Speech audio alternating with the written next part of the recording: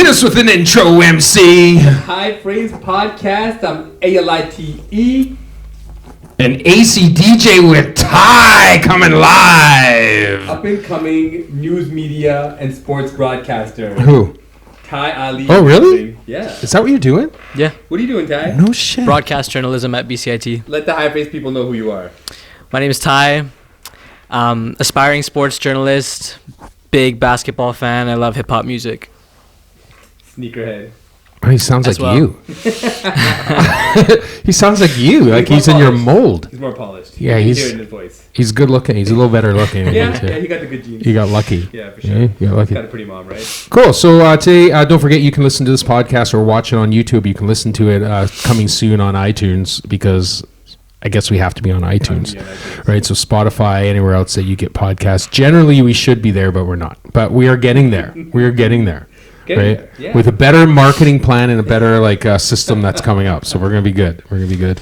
But today, it's really cool. Today, no computer in front. Yeah. Right? I come bearing my true witness here to your son sitting in the house today. Right? Sitting here in the garage today, which is cool. This is our second guest. Yes. Right? Is there a third? Rosie, Sal. Oh, yeah, I guess, yeah. Yeah, I forgot about Sal. He's going to kill me now. The one guy you don't forget about. I forgot about him. Sorry, Sal. Yeah, cool. Why don't you intro your son, and then we're going to put him in the hot seat. Yeah, well, obviously, if you know by now, Tai Ali is my son, 19-year-old son, and I don't look like I should have a 19-year-old. But You don't. I do. And we were having some interesting conversations about what kind of things we want to talk about, what matters, what's relevant to all of us that can, something that we can actually all contribute to a conversation that's meaningful because of the age gap, obviously. So one of the things that we immediately start to look at was, tell about your question about purchasing a home, real estate. I think it's going to be really difficult for anybody in my generation to be able to do that. Period. Yeah, period. It's a nasty world. The idea of owning a home. It's brutal. It's not easy. We have two pretty good incomes, and to be able to get a home, you still have to have a good $30,000 sitting in your bank account. More. Dad, you have $30K in your bank account? No. You need more than 30 grand, dude. You need to have gold balls credit. Yeah, and you can get there's some small places being advertised for $300,000 in some areas of Surrey and Poco. You can put up $30K for, but what would it take for someone of your generation to make six figures in a year? What job would you? Oh, dude, you're talking about jobs? Yeah. Well, he wants to be a sportscaster, so that's going to be quite the grind. That's no lie. Yeah. That is a grind job, but you will make your money in your credit to buy a house to do that. If you catch on, right, you will do it. Right, and so you got to start young, like you are, right? You got to intern. Yeah. You got to go through all those steps. Be broke. You got to be kind of broke and do it for the love of the game. Pardon the pun. Yeah. You know what I mean? But you can do it. What I would do if I was you getting into that business is this is true. I would walk down to 7:30 a.m. AM 7:30. Yes. You know what that is? Okay, so AM 7:30, shout out to AM 7:30. They're not listening, but shout out to them. AM 7:30 is a traffic station. And what they do is they give young people or old people that want a shot in broadcasting a chance to go on air, show up, and they put you on air. Practice. It's a good way to practice. Announcing the traffic. Dun, dun, dun, dun. Okay, well, we have a accident on the highway here. You make sure that you take the exit to Burnett and get away. You do that, but that gives you free practice. And but what also it does is opens the door to meeting people. And they're in Vancouver? Vancouver, AM 7:30. Yeah, it helps you build your resume of demo reel as well. Yeah. One of the really important things that you need when you're applying for jobs and stuff. See, the thing is, buying a house and getting to that level where you buy a house, you need to not just worry about the money, you got to worry about the foundation, right? And the foundation of your life has to be as solid as the foundation of your house. Long-term foundation. Yeah. Yeah. right? You should never buy a house if you're not stable or established in your life. You shouldn't, because owning a house is the absolute worst thing you can do in your life. Best and worst. You want to go best and worst? Best and worst. It's the best and worst. Oh yeah. Because I mean, once you own it, it can never be taken away from you. You know, True. You have a home. Like my parents came here in the early '80s and bought a home that's now worth over $2 million. Yeah, lucky for them. Right? And they bought it for Thanks to China. $182,000 they bought it for. Yeah. When they first bought 1985. Yeah. And now it's $2 million. Yeah. Yeah. It's crazy. It's really nuts. Yeah. But that will not happen again in his generation. That won't happen. Unless there's some calamity economically that destroys the housing market. Yeah. It's supposed to drop, but not enough to be affordable for anybody. Mortgage rates are going to go back realistically up. at all, yeah. So what are you gonna do to separate yourself in this world of media personalities and sports broadcasters? Just got to be the hardest working person, I think, is probably what's going to set you aside from everybody else, because they can build on your talent and stuff like that. But to be the hardest working person. Facts. It's true. And to like show somebody that you mean business, right? The problem with kids today is that, and it's not you, but the problem with kids today is that they show up, but they don't stay. Yeah. They're like me when you invite me to your party. All right. What did you call it that one time? Irish goodbye. Irish goodbye, right? All right. You know what an Irish goodbye is? You're not watching the podcast. We just busted them. It was my dad's podcast. Don't worry. Everybody feels the same way, Ty. Irish goodbye is when you leave the party without saying goodbye to anyone. You just slip out a back door, the bathroom window, whatever, however you can get out. Right? That's the Irish goodbye. And dude, that's what buying a house is going to be like. It's like, or that's what kids are like these days with jobs. So employers go, okay, we're going to hire some millennials, some COVID babies, whatever. We're going to hire these kids, right?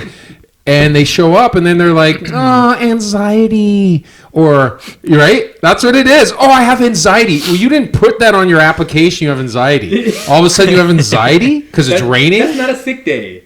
Dude, that's what happens. It's not a sick day. It's so bad. Bullshit. It is. It's so bad. And so you guys get a bad name, right? This is why people want to hire 40-year-olds and 50-year-olds, since we're responsible. Well, the thing is, like, the way our existing climate is built, how do you even compete when, you know, a massive influx of cash in our real estate market is from the drug trade, right? Yeah, yeah. We talked about this. 2018, they did a report. $5 billion of drug money is propping up lower mainland real estate. Yeah. Can you imagine that? Yeah, I can. We're going to go back a little bit before your time, and we're going to get your opinion on those stuff. It's not just us talking with Ty in the background. Right? But this province was built on drugs. Sure. This province would not be anything that it is today. This would not be a desirable market to be in if it wasn't for the drug trade building this city up. Every gangster, every guy you know that is sitting in the 2% range in this city has had some interaction with the game. Watch their money. Yeah. 150%. Yeah. That's what BC was set up for. That's why the infrastructure, the foundation was set up for crime. And now they have washed money that can contribute to political campaigns and enable politicians to get elected. I've seen it. Yeah, man. With my own eyes from people that I'm an acquaintance of, and knowing what they were once upon a time and knowing where they are now, and all the money's clean. It's all clean, buddy. The check cashes. So now you ask your son, how is he going to compete in a world like that? Yeah. How are you going to compete in a world like that? Rent. Yeah. You're right. You're 100% correct. Or you live with your parents. Don't do that. It's okay to do that, but you don't want to do that because that will not turn you into a very functional human being. I can dude. see that, yeah. Right? You have to go through stress in life. Yeah. You have to go through character building moments of poverty and like stress. You have to, man. This is important. People we know, and there's some people probably watching this who have grown up with silver spoons in their mouth. And what kind of human being are they? They're messed. Yeah. Majority of them are messed. Well, and you have to fail. You have to fail. Dude, me and my wife first got married when we were young kids. We didn't know how to pay bills. Yeah. We would literally use credit cards and throw the bill away. Literally, not even open it. Yeah. We couldn't afford until it took us 3 years to destroy our credit. Yeah. Destroy it. 20 years to build it. 7 years to build it up to a point. Now it's impeccable. Yeah. But we had to go through 3 years of misery and not paying bills. Yeah. To establish what you can and can't get away with. Yeah. You can't just go out and eat every night. No. You can't. You can't pay rent and go out every night and eat food unless you're buying, Toonie Tuesday every day somewhere. Yeah. There's no other way. Could you Tuesday. accept coming from the house where you get food the way it's prepared at our house? Can you imagine gourmet having to, ramen it every night? That'd be tough because that's not what I grew up with. Yeah. That's not what I've been fortunate enough to be given. So what's your expectation? What would you set up for yourself to make it feasible for you to live? Budgeting as best as possible because it's not like high school or unless you take a specific class for it. It's not like any school prepares you for how to pay bills or how to budget or any of that. Like School's useless. Planning class in grade 10, which is far removed from when you graduate.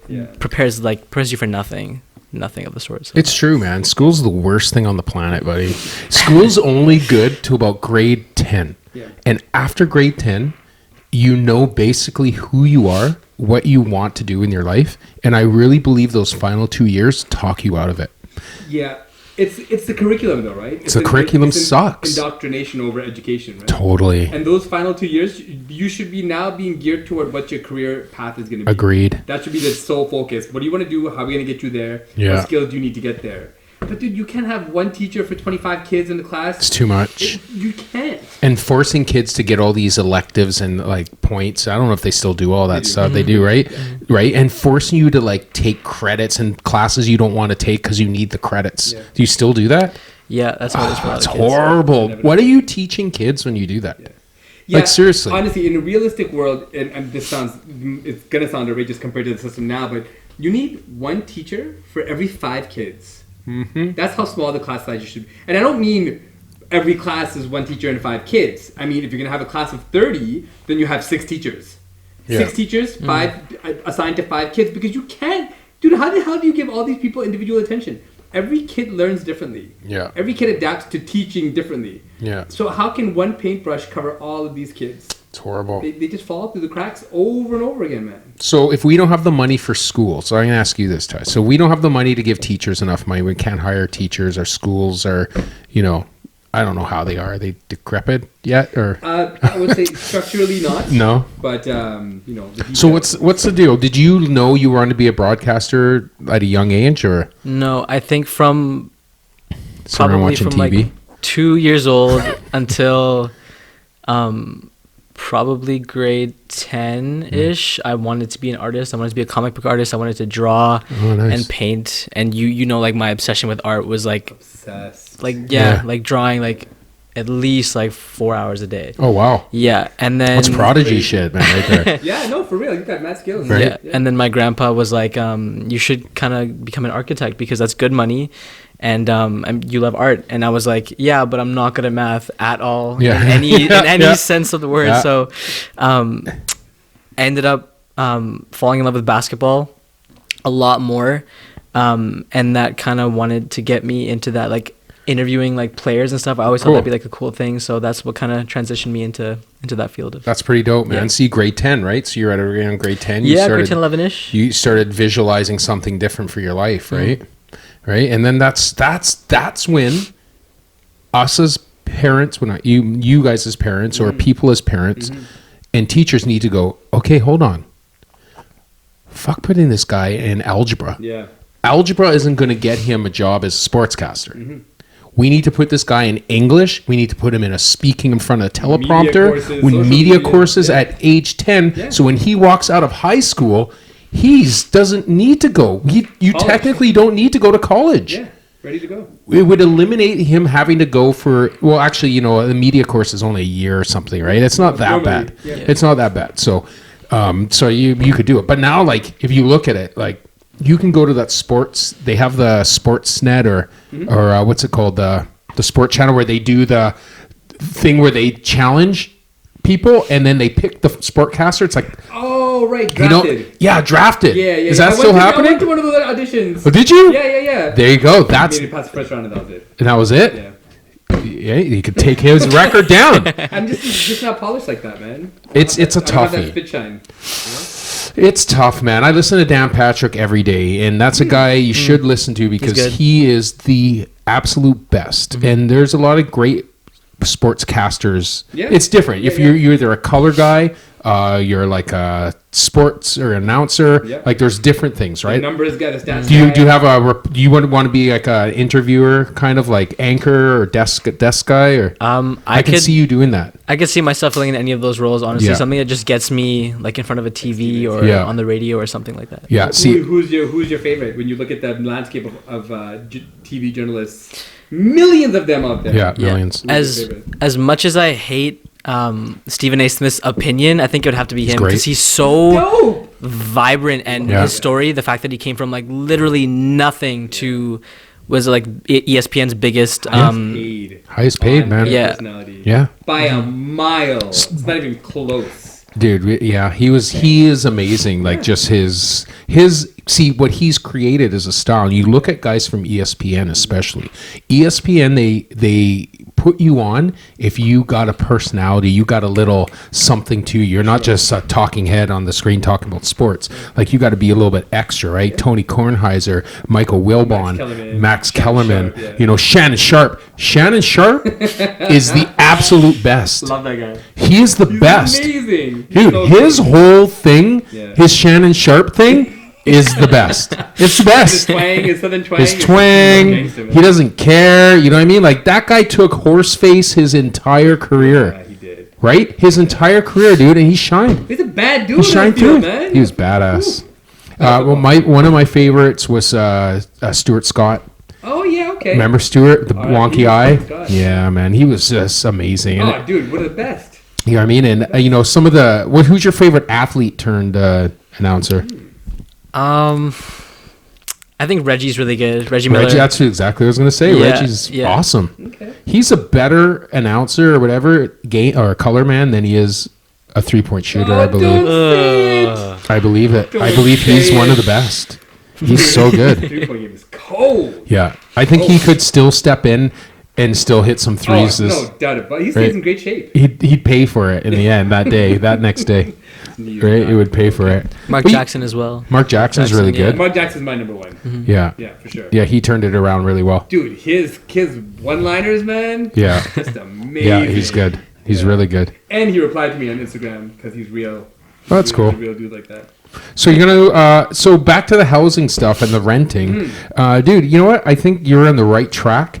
I would suggest, and this is my only opinion, is if you have $30,000 to put down on a home, I would instead put that $30,000 on myself, and I would invest it, and I would try to make something of that $30,000 because it's not every day you get $30,000, right? And so I would look at somehow investing in a career making money off that because in the end, you look at a house, you're going to make off of a house maybe 3% of any of the money that you put down in a house when you go to sell it. Eventually. You're going to make 3% on that money. Eventually. In maybe 10, 15 years. Yeah. Right? In the meantime, you sit and you're going to pay a mortgage off and pay your house off. But you got to remember, like if your house cost, $500,000, you're going to end up paying $600,000 to that house after your interest is done. And you're also stuck in that house if you end up getting career opportunities like elsewhere, then big time. Not really. And dude, you are in a beautiful generation. And when I say beautiful is that I wish I had my 40-year brain, my 40-year-old brain when I was 20. That's a big thing. God, and to be in this era right now in 20, it's just the same as us as 40-year-olds, dude, but him as a 20-year-old, he's got so much advantage. Like, you can start your own sports channel now. Well, the thing is, there's so much more opportunity. This sounds terrible, but there's so much more opportunity to fail, and that's not a bad thing. No, it's not. There's just things that you are not going to do again. Yeah. Just eliminate the possibilities of things that don't work. Mm-hmm. That's the biggest thing, right? You could literally start your own sports channel and just market the hell out of it. Talk about the games that are on. Go and seek out Zoom interviews online with athletes. And recruit other dope young people that do the same thing. And just do it, right? Yeah. And like even have a thing where what I would do is I would talk to the kids of the sports athletes, right? So here's Floyd Mayweather's kid, 87 kids, right? Hit one of them up and do an interview with them on Zoom, right? And just be like, dude, we're not going to really talk about your dad, but we're going to talk about what it's like to be the kid of a sports guy, right? And you do these interviews with kids, dude, and there's so many of them. Hockey player kids, like they have kids everywhere. Basketball kids, they have like 3 each. Yeah. You know what I mean? You know what I mean? So you could literally get those interviews. You just really gotta be. You got to be outside on social media. Like, Big you gotta time. be on it all the time. You Big gotta really time. push it. You gotta really brand yourself and build yourself because. You know, you say you like Stephen A. Smith, and his story is just a grind. He worked in shitholes for years, man, before he got put on, right? Yeah, he did. And most of the best to ever do it did the same thing. I know a lot of people don't like Charlemagne the God. You know Charlemagne? Yeah, oh yeah. You like Oh God. I mean, you know, he used to work for Wendy Williams. Yeah. Before he got anywhere. So Yeah, he he was did. at the bottom of the totem pole, and now he's running things. And just on another side note, Yeah. that's my favorite show. I watch it every night. The Breakfast Club? No, Wendy Williams. Oh. Yeah. No, I'm not that dope. Trust me. I'm not that manly. I watch the Wendy Williams show every night. Why? I even do this. And if you go to my secret, I have a secret Instagram account. Burner. I got a burner account, okay? Me and KD talk a lot. I got this account that just, all I do is I search out pictures of cats online with their paws like this going, how you doing? And I send them to Wendy Williams. I do this. I'm admitting this. This is real talk. Real talk. So what I do is I find pictures of cats that are going like this with their paws, and then I tag Wendy Williams. How you doing? For what purpose? I don't know. Can we get the ad afterwards? Yeah. You can go to Treats City. Right? It's all cats. Why I can't stand Wendy Williams is because of Pac. Because when Pac was alive, she said some stuff like he got raped in jail and stuff like that. Oh, really? Questioned his manhood, and Yeah. Pac attacked her on many Yeah, songs. I remember. Wonder why they call you bitch. You know, a whole bunch of songs. Pac went in on Wendy, so Wendy gets pulled up. Yeah, I forgot about all that stuff with Pac, and I swear to God, I don't like her. Yeah. Oh man, I just said it. She's good at what she does. I don't like her, but what I find it's like if you ever been at school and there's a sports, you guys are playing sports, and one of the kids does something where he starts bleeding or he breaks something and he's writhing in pain, and you have the choice to help him or to just stand back and wait for the teachers to get there involved. But in the meantime, you take it all in, right? Yeah. It happens. Yeah. Stuff happens. That's what I look at the Wendy Williams show as. It's like a slow bleeding. Someone's writhing in pain. It's like a train accident, a train wreck that happened. It happens. And you just watch. Are you looking for the official... are you looking for the official... Oh, you mean like the Inferno lighter? Yeah. This thing is the lighter of all lighters. All right, so... advertisement, even though we're not getting paid from Monte Cristo or anybody at all right now. We could be, though. But Could be. So the cigar feature of the day, we're going back to Monte Cristo's. From Havana, because I really like my Cuban. That's a blowtorch. It's a blowtorch. This is more than a blowtorch. And we every time I go to Vegas, my first thing to do is buy cigars because you can smoke indoors. Oh. And there's something incredible about smoking cigars indoors. I don't know what it is. You feel like a rebel. supreme douche. Rebel, kind of like Dave Chappelle. kind of like Dave Chappelle a little bit because he smokes everywhere all the time. Do you see his SNL monologue? Yeah. Oh, yeah. Oh, man. He's awesome. He's the best. Okay. He's the best. All right, so Ty, you're done school, right? You're completely done? High school? Yeah. Yeah. What was the worst thing about high school to you, and what was the best thing? Just tell the listeners. Well, no one's listening that's your age, but tell the people, what you experienced. What did you get from high school, and what did you wish you would leave behind?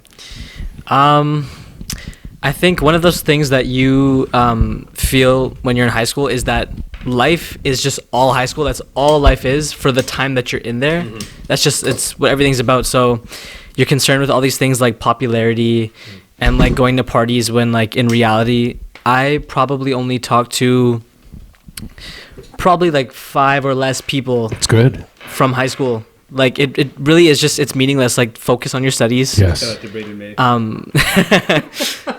Focus on your studies enough to where it doesn't drive you crazy, but where you can get into some sort of post-secondary after you graduate. Mm-hmm. Don't focus on relationships too much, because that's also kind of meaningless when you're in high school, unless you like find something like true love, which Did you find true love? no, not by any means. No. I thought this was a love story. This is about to get real. I had no idea, dude. You're so wise. He's such a wise kid, man. Like seriously, dude. The not having friends and not having relationships gets worse as you get older, dude. Like the more people you bring into your life, the more people you have to get out of your life. Because one thing that happens about human beings, and about men especially, is that we continuously change. We continually change. Always. And if you have an artist mind, or you have like media mind and all this, you have to roll with trends.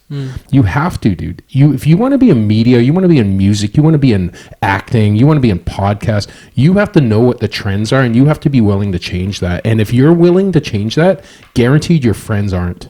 Or be extremely original. Extremely original. People can't handle that. Yeah, that's a problem. Right? The one thing about people is like, they only want, and this is the worst thing about, I'm going to tell you about my high school reunion. Remind me of this. Oh, damn. Okay. All right. But the worst thing about friends from school is that they want the old you. So if you're the G in school, if you're like the cool guy, or you're the tough guy, or you're the ladies man, or you're the whatever it is, you connect with groups. As you get older, those people want to stay that way. Most people want to stay like high school, because high school to a lot of people is the best time of their life. Because it's early prime. It's early prime, right? Yeah. You get your first kiss, you get your first nut grab, you get your first, right? Yeah. You're like Trump, you get to grab your first beep, right?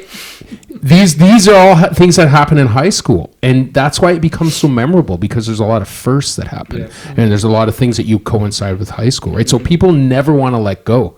That's the problem. You have to change throughout life. And I think it's a big problem when you kind of, I hate saying over succeed, that's not really a thing, but when you kind of peak, you kind of get a little too hot in high school. Like I think we talked about this before. The quarterback star of my high school, fat guy now, right? Yeah. like when you peak, right? Like when you get to that point where you're like, life's like perfect, but you're in high school. Like I can't even like begin to like express how amazing it was to be out of high school. Once I realized I was, great feeling. It's great the best. feeling. It is the best. Yeah, I remember walking out of that place feeling like, Hated it. thank God it's over. Yeah. I did well too. It's not like I did poorly. I did well in high school, but So leaving it was the best part. It was a hard part for me. Mine was a hard exit. I must never be a have an popular- easy exit You must out have of been a popular anything. guy. No, I was the most feared person in my school. Were you boxing then too? I was a professional fighter in grade 11 and 12. Nobody was messing with Mike. I was fighting grown-ass men, and I was like 17 years old, knocking them out. You know what I mean? It was funny. No such a Mike. And my girlfriend was a straight gangster. So none of the girls talked to me. I got zero play because they knew who my girl was. She was older. She wasn't in high school. She was an adult. Same girl. Gee. I went to the prom. Wow. I went to the prom, my prom, with Ange. She was 25, dude, and I was 18. That's amazing. Yeah, she said, "Oh, I'll go That's with you." dope. She put on a dress, and we went to the prom, and it was on a BC ferry Oh. that was nice. commissioned for the party. It was like an old one, and we had paintball in the thing, karaoke. So It's a pretty damn good party. yeah, it was for the 90s. It was good, Yeah. right? And for now, it was good. But it's not good if you're going with your 25-year-old girlfriend when everyone else is 18. Because she didn't want to hang out with anybody else. Yeah, I felt like a G for about 20 minutes. Yeah. Right? And then after that, I was like, can we turn this boat around? Because we were out in a boat sailing. And I'm like, my girl's like, where are we? I'm like, oh, this sucks. Right? I was like, this really sucks. I did not want to do this. Right? But yeah, it was with my girl. But yeah, I got zero. I got less. Is there less than zero? -1? Go on the negatives. Right? Yeah. I got -1 play from anybody in high school. My graduating class got banned from the venue that held our prom. Badass. How stupid Banned. is that? What school is that? John Oliver. Because they had this like massive mirrored facade on the lobby of the hotel, and some idiot decided to punch it as hard as he could because he wanted to see it break. And that would have been me. It didn't break. So another idiot decided I'm going to try it, and he did. And it didn't just break one of the pieces of glass. Oh, it yeah, I wouldn't went have done all the way across. Oh, that's not good. So yeah, John Oliver got banned. Idiots. Interesting. Yeah. I mean, I had a good time. I wasn't one of those idiots, but you know. What school do you go to? Riverside Secondary. Oh, Riverside. Yeah. I haven't even heard of that. Is that where Archie Andrews went? Oh wait, Is it? No wait, Riverdale. Oh, Riverdale High. Close. I was like, what? Yeah. No people of color in Archie comics either, by the way. Except in Josie and the Pussycats, they had the one black girl. Yeah. Right? That was it. There was no other girl. They were breaking ground. And she probably dated Jughead because he was the closest to a brother. Oh, no, you don't remember. I was never a fan of the Archie comics or anything. No. No, you don't worry. You're not missing anything. Was your prom one of those legendary proms? No, our high school was one of like the only ones that didn't have like a boat cruise. Like Terry Fox did. Yeah. A handful of others did. Ours didn't. We had. Actually, our prom was kind of shitty. It was at like a hotel in downtown Vancouver that was like kind of like a lower class one. And then the after grad was at the Baltimore, like the Hyde Creek Community Center, and there ended up being a raffle that that kept us there till 4 a.m. Oh, you did a dry grad. Yeah. Oh, the worst. Buddy, I've done those. I've DJ'd dry grads and like they're like entertain them. I'm like, dude, it's 3 a.m. What? I'm the music 38 was worse. The or music something. was even worse. It's worse. No DJ wants to be at this thing at 4 a.m. There's no. Did you have a DJ? Yeah, we had a DJ. Was he old? The one at the hotel and the dry grad, and I don't remember, but his music was lackluster. it's like the music you want to use to impress high schoolers. But it's was just the wrong music. Like it's not. So not here's quite. Mike. Here's Mike. Mike does. I used to do Alpha. I used to do. I had a few schools that I did. High school. Yeah, and they would do requests. And the last time I did it, they had they didn't have a black teacher at that time, but this time they did. He's a big, strong brother, right?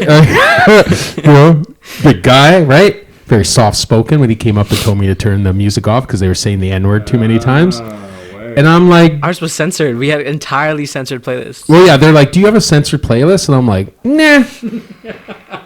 And they're like, well, why? How long ago was this? This was last year. Oh, yeah, okay. My last year I probably DJ'd. We're sensitive times still. Sensitive times. Yeah. And what was the song? It was... it wasn't Bad and Bougie. It was Migos anyway. Migos song, I can't remember. Anyways, and the music sucks, right? Like it sucks. But dropping N-bombs and F-bombs and all these bombs. And the only person who had an issue was the black teacher. I get it. Wow. Everybody... Well, I guess if... Yeah, I can see everybody that. in the room was white. No. Oh, there was a mix? Very minimal white. Huh. But what really got me in trouble... what really got me in trouble, Kid, Mad City. And this is what I would. It wasn't the music. He's like, okay, play censored. So I'm flipping through YouTube playing censored videos, right? That's the out.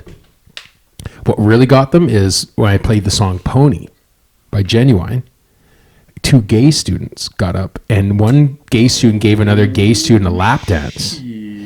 Yeah, like a provocative grade 12 grad lap dance that you'll never forget to some other random dude. And it was spicy, and it was to the shock and awe of every parent in there. Holy.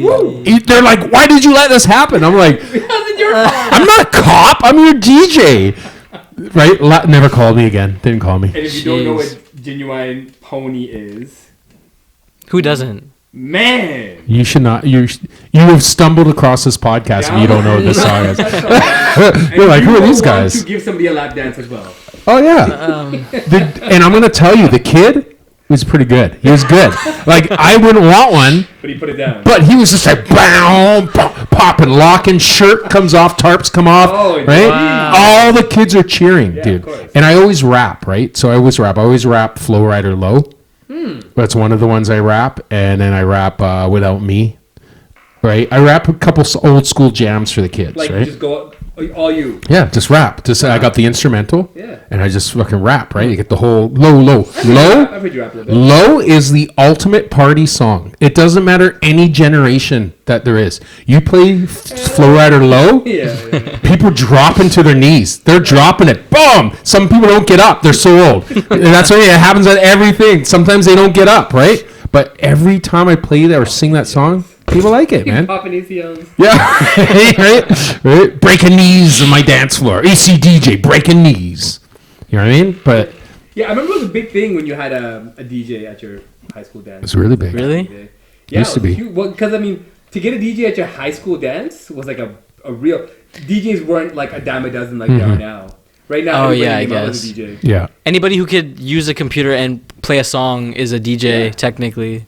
Back then, you had to have a crate of Yeah. records. And a couple friends. You had to know how to spin.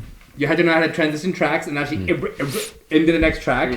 Not just Serato, put your hands up in the air and let the music play itself. Like I do. So, yeah. I'm not a DJ. No, but I mean, that's what I'm saying. Like, this era of DJs, Yeah. everybody's a DJ. You can 100% fake it and be a DJ. I'd be a now. great DJ. You want a DJ? Because I need to hire a DJ. I would be a fantastic DJ. You both should DJ. Your playlist is slamming. Exactly. Yeah. But the crowd that you're playing to is not always going to be the crowd that Do you know understand. Love Shack? Yeah. Ah, kid, you got, kid, you got a chance. Do you know Footloose? Yeah. Ah, kid, man, you got it already in the bag, kid. I'm That's what I play. very disappointed. It's horrible. I can't. Do you know what's even worse? As a DJ, we're totally off topic as usual. But you know what is horrible as a DJ? And I don't know if any other DJs will agree with me because they probably won't because they're not watching. But when people dance walk to the dance, have you seen dance walking? Oh, my song! And they're already, like, as soon as they get up, they're in the groove, they're dance walking to the dance. So I want to cut the song off. I'm victim of that. I'm a little bit of a dance walker. Yeah, dance walking. Yeah. Oh my god! But it's sometimes the people who dance walk. They just have no style. That's the problem. Right? That's the problem. You know what song will do it for me, man? Sean Paul, Get Busy. Get busy. Just shake that booty, don't stop. I have to. Just have to. It's one of those songs, man. So what's your go-to party song, Ty? Go-to party song. Go-to party song. You're like, oh man, I have to drop this song. I think it's gonna bring everybody. Right? What's the go-to We're party talking song? about everybody. I think Fireball by Pitbull is a good one. That's to a good get one. people- That's a good to get one. People together, yeah. Yeah, that's a really good one. Fireball. Not my taste, but a lot of girls and older people dancing Queen will get Yeah. people like Yeah, it's true. be shocked. Yeah. Yeah, he's true. It's true, man. He could do what I do. He's basically just take my shit, just go, right? Yeah. And then I hear this one a lot. Sweet Home Alabama. Oh, that's a toughie. Maybe All Summer Long. If you mix it in with All Summer Long by Kid Rock, then it's I actually don't know that song. the same song. It's just it's got the same. It's a remix of it, but it's like All Summer Long. Kid Rock and his Trump loving ass. Yeah. Which, by the way, the election is still going. They're still counting votes in a first world country where the vote has been done on November the 3rd. It's just for Trump's sanity. That's all it's for. That's all it's Is for. it Trump's sanity? Do you think? It's so that he doesn't cry. You think so? You think they're pandering Just to like Trump? a pity, like a pity Maybe, thing. eh? We all know he's lost. I guess. It looks like it's But by a landslide, too. 3 million or something? No, it's almost 5 million. Almost 5 And the million. electoral vote is like 2 So 160 million people voted this election. It's like the most ever in recorded American history, I think. Something crazy like that. The Republican who got the most votes all time. No other Republican has gotten more votes than me. Right? Does anybody say, as much as this bastard, I know more about this than anybody else? I saw a montage of this being played where he says, I know more about this than anyone else. And he literally said technology, nuclear weapons, economics, politics, lobbying, everything. He knows more about everybody else, everything else. He's Mensa level. I don't get it. It's This is why it is so glaringly obvious to me that if you're a Trump supporter, you're not supporting him for any other possible reason. You're not supporting him because of his intellect. yeah. You're not supporting him because he's a great father or a fantastic husband or a great dresser or a great businessman. Yeah. He's none of those No things. redeeming qualities None. whatsoever. No. Yeah. You like him because he hates who you hate. Or because of his personality. There's nothing. nothing to like. He's a celebrity, right? And that's all he really is. So, I mean... Trump is the equivalent of the dude that walks up to a girl and his first line is, "I have a big D." Mm-hmm. He's that same dude. Like, hey, yeah, I got a big D. That's all he's got. And then send you the pic afterwards. Yeah, and then send you the pic just in case you forget. Yeah, no, 100%. Right? He is that guy. He is 100% that same person. That personality, we see it everywhere, dude. We see it freaking everywhere. And that's why Trump got 70 million votes. Like, That's gross. let's really break that down. He got 70 million people in the United States to vote. Bill Clinton didn't have 70 million. Barack Obama didn't have 70 million people. Not that many people voted, yeah. Right? Like Barack Obama, a man who stepped out of the shadows and was attempting to lead America into a better place during war. It never happened. He never got a chance. Obama got just as shafted as Trump. Trump is like, I got shafted. Obama got shafted. Yeah. Right? They gave him the Peace Prize at the beginning because they're like, you got a lot of crap to go through, so why don't we just give you this Peace Prize? You know what I mean? There's a complimentary gift, and but it's bad, dude. And I don't think that America is ever coming back. This next wave with Biden and Harris is not going to be any better. Well, the thing is, don't get me wrong, okay? Every American president is shit. It's a garbage job. This is nothing new. The worst. You know, if we go back to, from Reagan and Bush Sr. and Bush Jr. Bush Jr. is the most incompetent, forget president, human being that exists, not just president. And Barack Obama killed more Muslims than both Bush presidencies combined. Yeah. So none of them are free from blame, but nobody has provoked the civil unrest and racial hatred that this slimy orange bastard has. Brutal. Nobody has. What do your friends and kids think about like politics? Like guys your age. Is it just a joke kind of, or is it like... You'd be surprised. It's actually kind of a split. And I don't like saying that because like in such a like welcoming and like accepting and like forward thinking society, you'd think that more people around my age group would be like obviously like against Trump. But I had to like unfriend and unfollow like a handful of people who I found out were Trump supporters. Wow, Yeah, really? Yeah. Busted, like social media bust? Or? Yeah. Oh, wow, not wearing like mega hats at school or anything. No, nobody's that bold. But That's crazy. yeah, I was genuinely surprised by some of these people. So how does that make you feel like as a 19-year-old, 20-year-old when you discover that? Like, are you very passionate about... It's obviously not the politics you're passionate about. It's about humanity side of it, right? And that if you support the orange hair or orange face, right? And kind of orange hair. And orange hair. If you support that guy, then, you're supporting basically... racism, sexism, anti-human rights, all that stuff, right? Why do you think 70 million people voted for him? That's not 70 million racists in America. It's not. It can't be. I think there's more. Right? Yeah, I think there's more than... Because you got a lot of the black vote and the Latino vote, and the right. More, not a lot, more of the black and Latino vote. Well, here's the thing, okay? Like, people always... When you divide votes into racial groups, you're really doing that ethnic group a disservice because you're leading with the impression that you're voting for them because of your skin color, right? And obviously a portion of that's true. Obviously a portion of that, of the population that voted for Barack Obama, that was black, voted for him, obviously because he's black, because they've never had another option before to vote for a black president. So obviously that applies, but no ethnic group is monolithic in their votes. I know brown people that love Jagmeet Singh. I know brown people that hate Jagmeet Singh.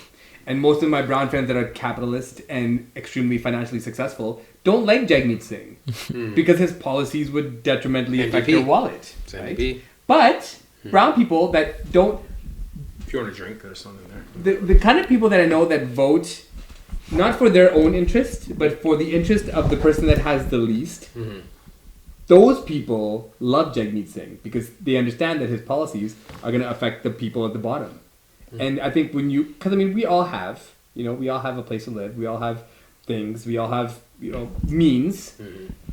Our vote should be directed in the direction of the person that's going to help the people that are below. Financially, economically, housing security wise. Our vote should be thinking about what's going to help them. Yeah. Because you judge a society based on its weakest link. Yeah. Or on the people that are doing the worst. Yeah. You'd think that. You would want that. I would want that. Yeah. I would want people to vote not just for my interest, but for the interest of people that don't have anything. Yeah. Because then what are we as a society if we're not thinking about that? We're elitist society. And then, basically is what it would come down to is you all aspire to be an elitist. And that's kind of gross, man. Yeah, but it's a crappy life we're in here. This is a real reality. And even if you don't adhere to it, you have to acknowledge that that's what we live in. And, and it's kind of like what's going back to Tai in his future life, like rent, own, like, what do? You go with the flow of what's happening. So what would be, if you had the option, dream job or fat bank account? Where you didn't have to work. What would your choice be? Oh yeah, be honest. Yeah, no, this is the place. You gotta be honest. I'll tell you my honest one.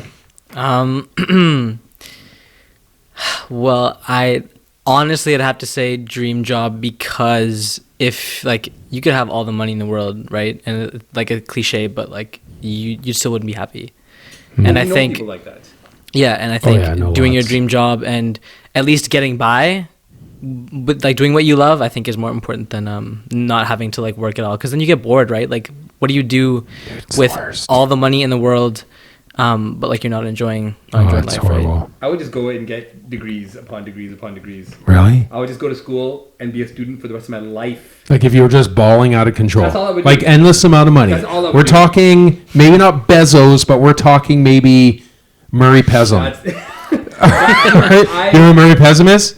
Okay. No. Oh, you don't? He was the guy who owned BC Lions. He was like an old troll guy, lived up in the hill in West End. Yeah, I would become a cosmonaut. I would get every degree that you could get. Oh, wow. Live in space. Okay, so this is what I would do. I would buy probably 1,000 lottery tickets, every single lotto. And I would hire people to check them. One, I would be in my garage, and I'd be just buying lotto because I've always wanted to win the lotto. For just to say I won it. So I would try to fulfill that dream. I would want to have a dream job. Oh no, young Tai. Oh no. I would like to have 10 dream jobs. Yeah. I would, because of my ADD and money combined, dude, I would be doing all of my dreams. And that's the thing. I would all artistic? All artistic, all of them. Not one single one is based on money. Same place. I'm in the same place. And it bugs the hell out of my girl who never listens to our podcast. She told me tonight she never listens, right?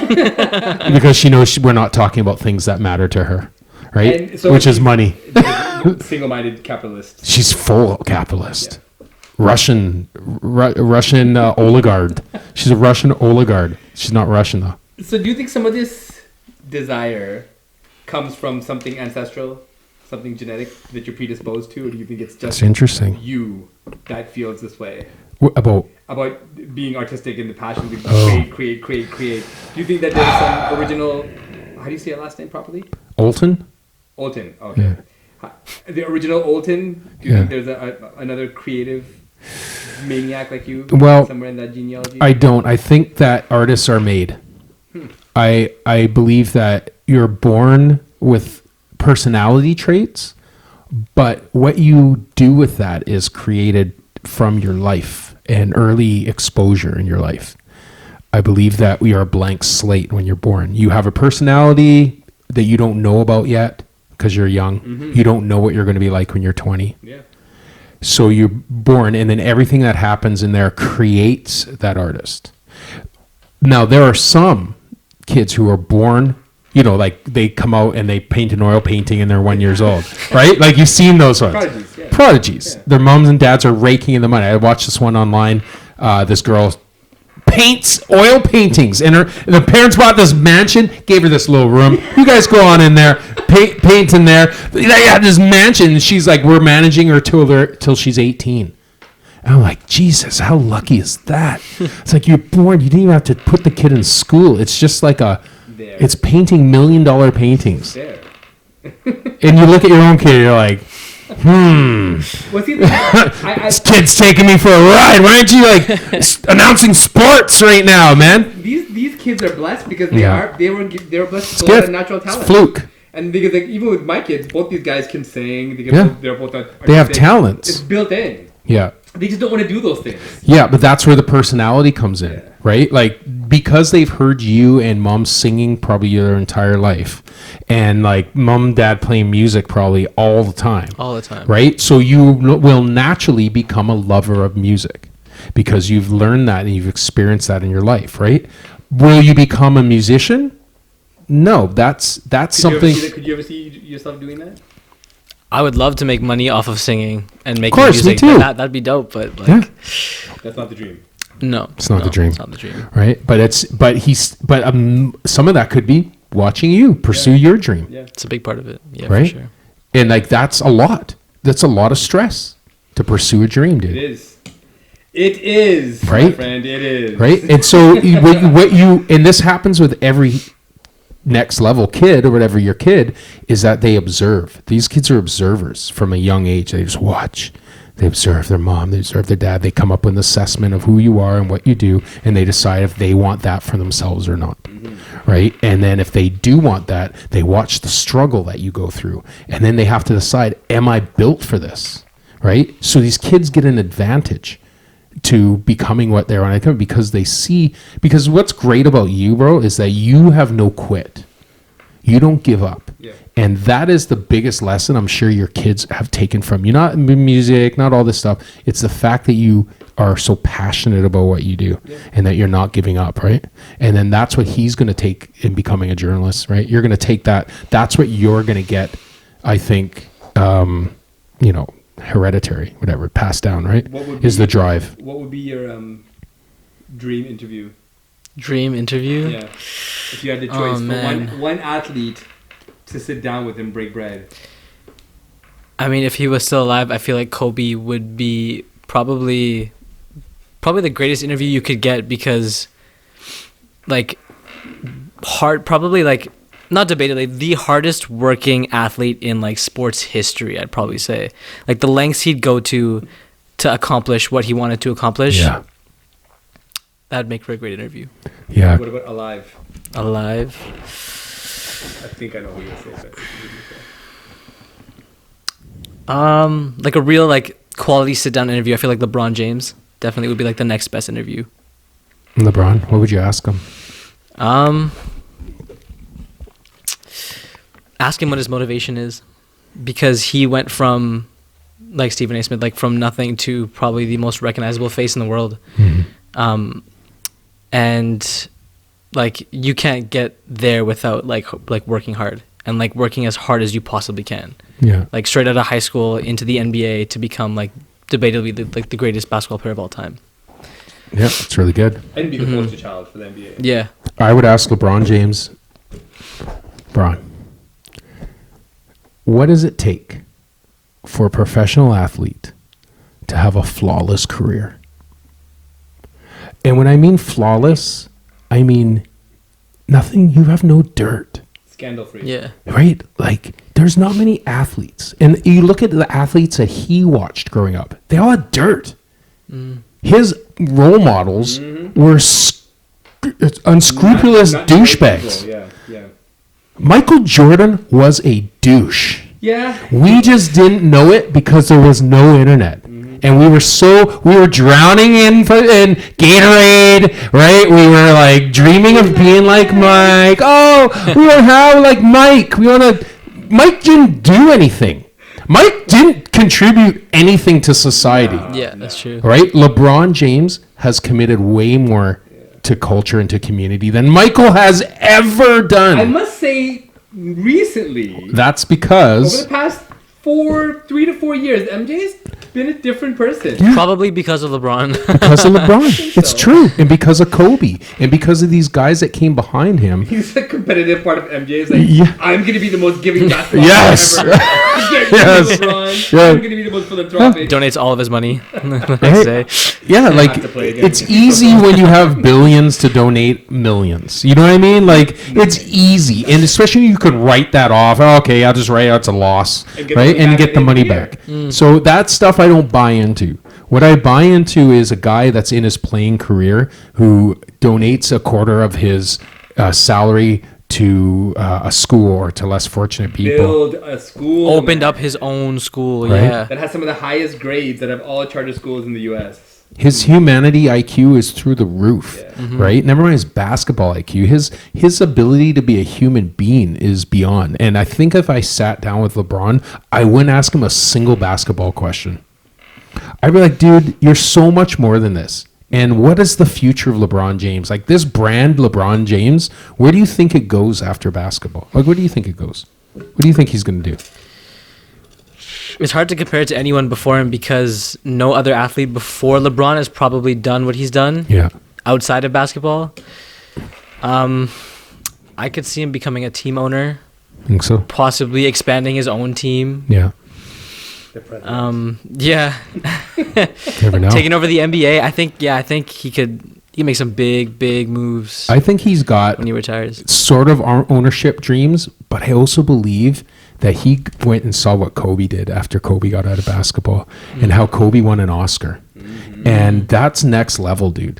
Right? Like that's something that people try their entire life to win an Oscar. And Kobe just fade away, Oscar, right? Fade away. The Oscar that he got a documentary about himself. Yes. Yeah, Total It's narcissist. animated, right? yeah. It's animated. like cartoon as well. Animated about Yeah. Kobe. And then he get it before Leonardo DiCaprio or something Yeah. like that. Yeah. That's where LeBron goes. I can see LeBron being the chairman of the NBA. I think it's too low for him. And only for transformative change, because Maybe, yeah. what they already did in the NCAA, and making them pay the athletes or Yeah. pay them for their I can see him likeness. owning a team. Like I can see him owning Cleveland, right? Like saying, "Hey, I'm coming back to Cleveland. I'm gonna buy it up." I can Can you see imagine his son playing for him. him buying the Knicks and taking over the Knicks. You know, that kind of thing, Like a right? Yeah. trademark city. Yeah, trademark city and LeBron bringing a city back to glory, like New York. That's New York needs it. Yeah. Why KD didn't go to New York, I don't understand. Why he went to Brooklyn, I don't understand, man. That city needs it. It needs it. And I know you're feeling Kyrie in that Brooklyn Nets jersey. It's a nice looking jersey. I tell you, Yeah, Kyrie it is on that nice. black jersey is It is beautiful. nice. Yeah. Dude, I got Right. that Bedside jersey, man. I'm Oh, do you? Where it's at? Yep. Oh, that's nice. Yeah, that's a nice jersey, man. That's gonna be a sneaky bad team next year. What do I you hope think? so. I hope so. Yeah. Injuries aside, I think they could probably like third or fourth seed at best. Yeah. They're in the East, right? Yeah, they're in the So- East. Toronto's gonna be sick. Toronto's gonna have a bunch of new contracts next year. Guys will be locked up for years. They're gonna be dangerous. Yeah, they'll be swinging for the fences. I think Oh, third big seed at time. best. Yeah, and I think Toronto's going to get some solid free agents Yeah. coming their way. Giannis should go to Toronto. If Giannis went to That's Toronto, the it'd be best des- fit right there. Yeah. Yeah. It'd be picture perfect. Oh, it so would be. The defense on that team. Oh my god. That's the team that could beat the Lakers. Oh yeah. Because the coaching staff. Yeah. Nick Nurse is a genius. Pretty smart. And the surrounding players on that team, you got Kyle Lowry, Van Vliet, you Yeah. put Giannis at the power, Yeah. and you got Marc Gasol and Ibaka alternating at the center. Well, it's tough Siakam- because Siakam as well. Siakam power. well, it's tough because Yeah. Van Fleet is free agent coming up, and Big Serge money coming Ibaka in. is a free agent Yeah. coming up. What's his name? The French guy. What's his name? Boucher. No, Anyone, no, Marc Gasol? no. The black guy, the French guy. Ibaka. No. OG? Other French. PJ or what's his name? OG's not French. It has a French name. What's his name? The Raptors? Is it Sabaka? No. What's his first name? PJ. Oh, Who are man. we I'm missing? dying here. I don't know. I can't remember. Anyways, they have 3 free agents, main guys that they have to sign. Van Fleet's worth $20 million a season. Easy. Serge Ibaka's $17 million a season. Yeah, he'll get it. You know what I mean? Like, and then where do you go after that? Yeah. Like, they're going to be up against the cap. You have to sign a superstar. That's all they have. They have to sign a superstar. And as long as the Lakers don't bag a superstar this offseason, then I feel like the Raptors could be title contention for sure. I can see Carmelo in that yellow. You think so? No, I don't mean Paul Carmelo. George. I mean like a bigger star. I mean, not Paul George. Chris Paul. Carmelo wouldn't do anything for the Lakers roster though. He wouldn't. It would be. Are you kidding me? Okay, I don't think. I you agree. have Carmelo on Portland with Dame and CJ, and you see what he can do, right? He's like a consistent, like 15 points. Yeah. Underutilized. But he can't do anything more for the Lakers than where the Lakers are at already right now. You're losing the fact that they have the highest IQ point guard in the NBA in LeBron James, who's making average players on the Lakers look fantastic. Every team. So yeah. What? Yeah. Okay, fair. But outside of LeBron and AD, who are averaging like 25 plus points a game, your next score is what, like Kuzma, yeah. Kuzma, who's averaging like 15, Pope 14, 15. Was pretty high in the playoffs. And Kentavious Caldwell-Pope, but like that's Melo maybe 14, 15, but like you're trading for him if you're getting him, right? Because I don't think they can. No, he has no contract, not long term.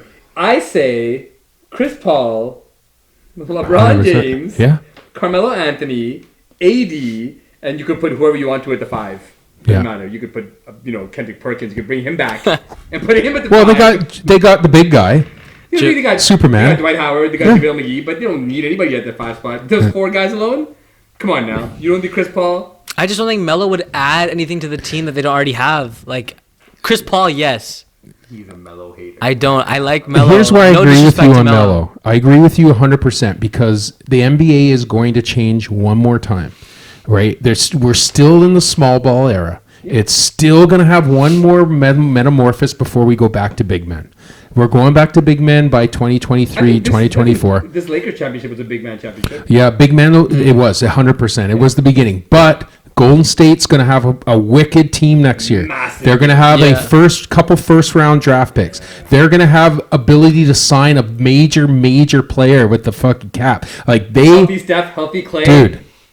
Yes. Lights out. And, if they get someone like, Beasley, or they get like someone that can complement them, that can score, dude, it's over for them.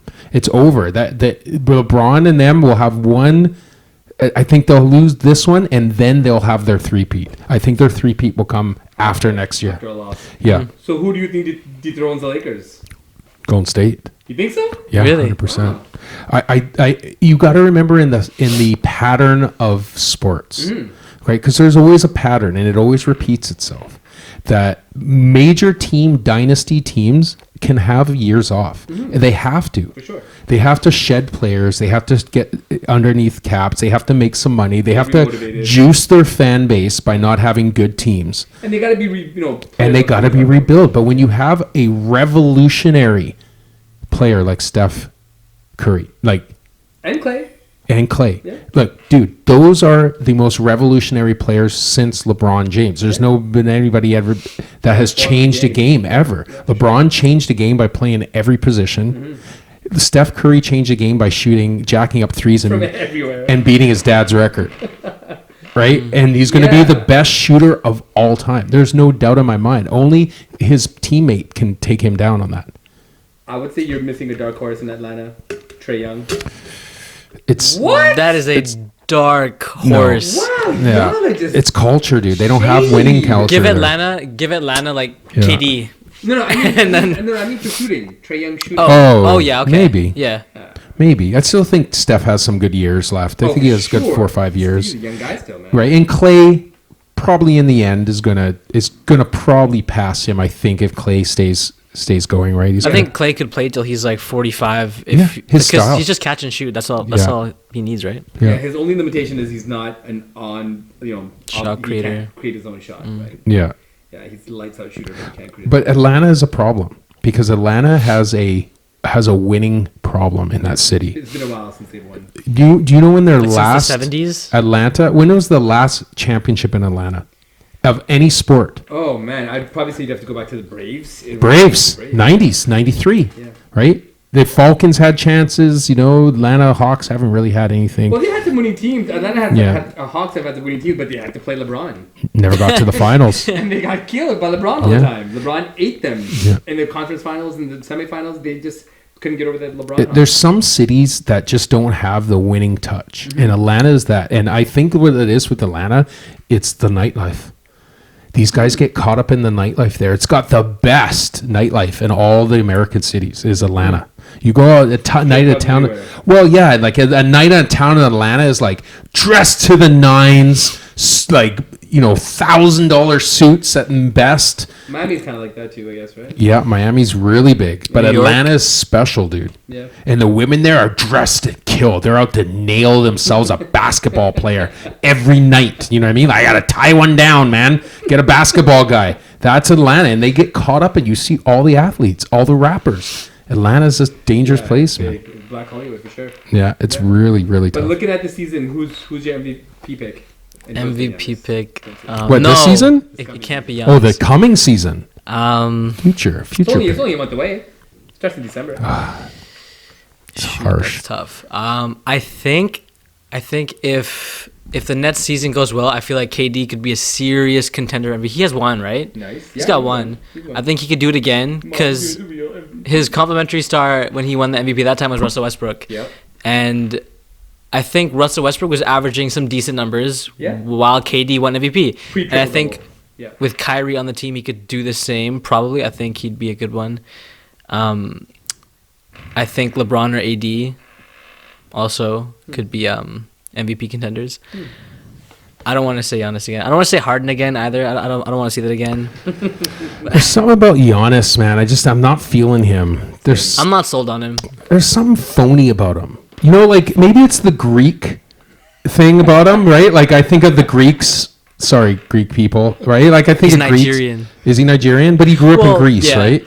He's got the Greek accent. He walks around with his like chest hair pumping out, right? Gold chain, all tangled up in the chest hair. He's got to get someone to snip it out, right?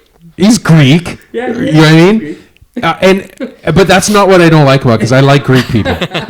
But what I think it is about him is that he's really a one-dimensional player. Facts.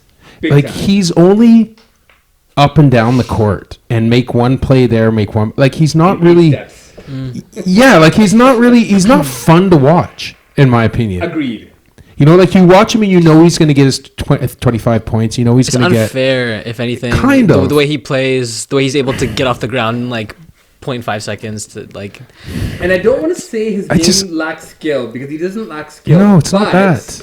The things that other players can do on the floor, if Giannis could take a tiny piece of Kyrie's ball handling and a little bit of Duncan Robinson shooting, you have the greatest player in the history of the NBA. Yeah. But he's got so many holes. I think he's soft. Gets exposed year after year after year when he's supposed to make the finals, supposed to win the championship, supposed to do and you win the league MVP, that's fine. Yeah, that's it's easy. It's a good accomplishment. It's easy. But you got to understand, a lot of players take their foot off the gas pedal in the regular season. Yeah. As long as they're trending towards the playoffs, they're not going to go all out. You can see it with LeBron James. You can see it. He knows when to put it on, when to kind of just cruise. When his team's doing fine, he can cruise. There's nothing wrong with that. Yeah. But with Giannis going all out every game, every single day, putting up these massive numbers, winning the league MVP, and then by playoff time, everyone catches up. Yeah. And they lost to the Heat. Yeah. Well, the thing is, Giannis overwhelms teams in the regular season. Yeah. Playoff teams look at Milwaukee and say, look at all the holes. Let's plug them up. Yeah. Eric Spoelstra's a brilliant coach. He's played against players like Giannis in the past. He had to play against Kawhi, when LeBron had to guard Kawhi and he played the Spurs. And Tim Duncan and Tony Parker, that great team. Dynamic forces. Spoelstra knows how to fill those holes, and Giannis got stuck doing nothing. Yeah. He feels to me like he's going to have a Karl Malone career. I see it. You know what I mean? Like he's going to be revered and he's going to be like points are going to be there. Yeah. MVPs and defensive things are going to be there. But there's going to be that one thing missing from his career, what'll be the chip. I think he's soft. I think there's something soft about him. I think when he went down in the playoffs and he didn't play, I think that told you everything that you needed to know about Giannis. That was glittering. Because this is your shot. Yeah. And they could have come back and beat Miami. I believe they could have. If he was harder, if he was more like, I'm going to dominate this game like LeBron James. Yeah. But he didn't. Paul Pierce or, players. Take control. Paul Pierce. Paul Pierce.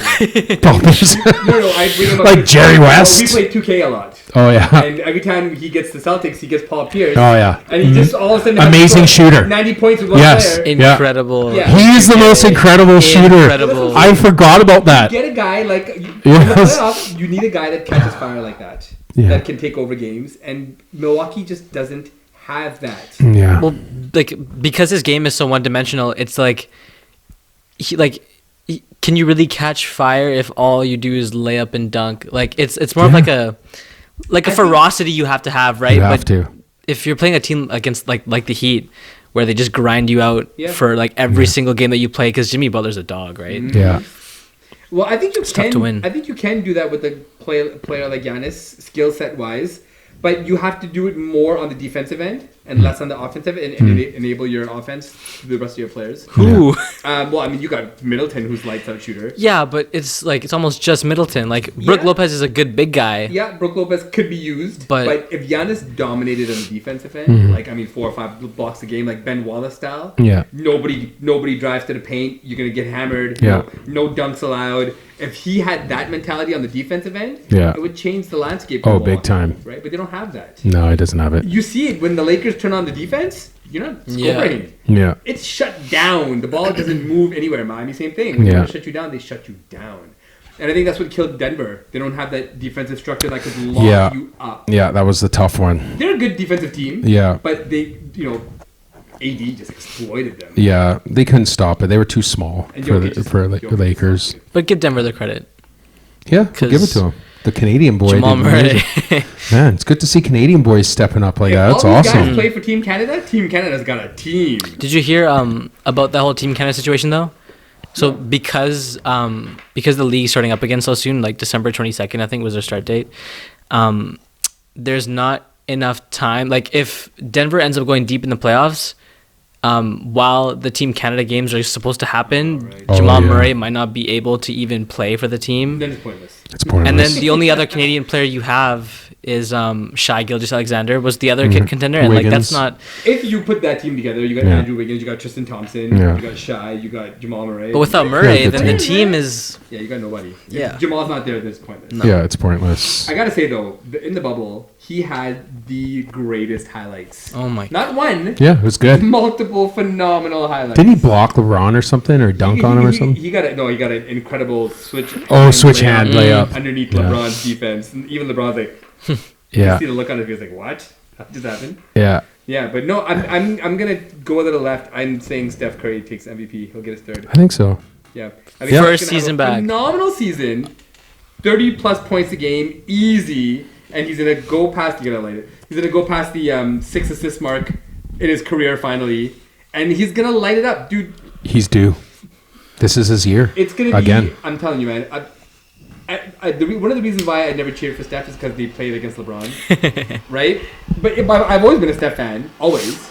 But I see him having one of those years where he makes himself unforgettable, like permanently in the landscape of the NBA. Because Michael Jordan called him soft.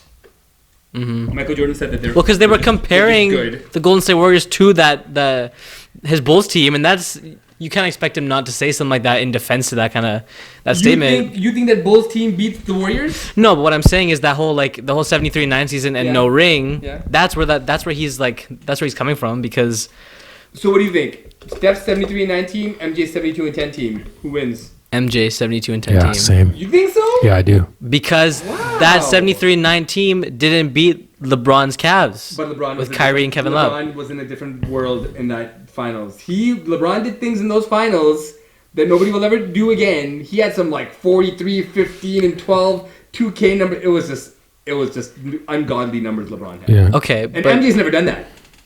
Right? MJ's never had those kind of carry the whole franchise on my back numbers. Because he's not like everybody knows MJ's not like well-rounded like LeBron is, but he also would put down like he had like record-breaking 40-point, 50-point games in the playoffs, and then you have Pippen, who you could choose to guard Steph or Clay and harass them all game.